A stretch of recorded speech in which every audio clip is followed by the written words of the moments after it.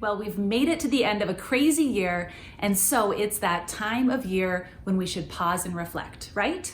Well, maybe you're like me and you like to move fast, and so pausing to reflect feels like a waste of time. If that's you, let me share a little bit of research on the power of reflection, something that changed my mind and my perspective of it. This research was conducted by a Harvard Business School professor, Dr. Gino, a couple years ago. She wanted to evaluate the business case for reflection. So she did a couple of studies. The first one, she took a few hundred adults and put them through a series of brain teasers.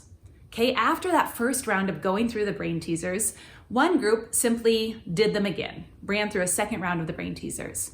The second group actually was given a few minutes to write down and reflect on their strategies from the first round before going into the second round.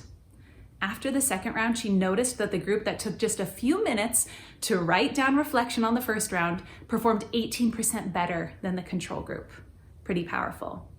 In another study of hers, she looked at some new employees at a technical customer service call center in India. So all of these new employees came on board. They all went through the same typical onboarding training, but then she watched them over a month. So the control group just did their job as usual after that initial training. The second group spent the last 15 minutes of every workday reflecting on the day, noting lessons learned from the day.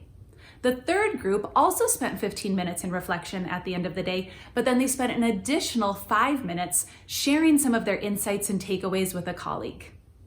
After she studied their performance for 1 month, the group that spent 15 minutes in reflection performed 23% better than the control group, and the group that spent time in reflection plus sharing with a colleague performed 25% better than the control group.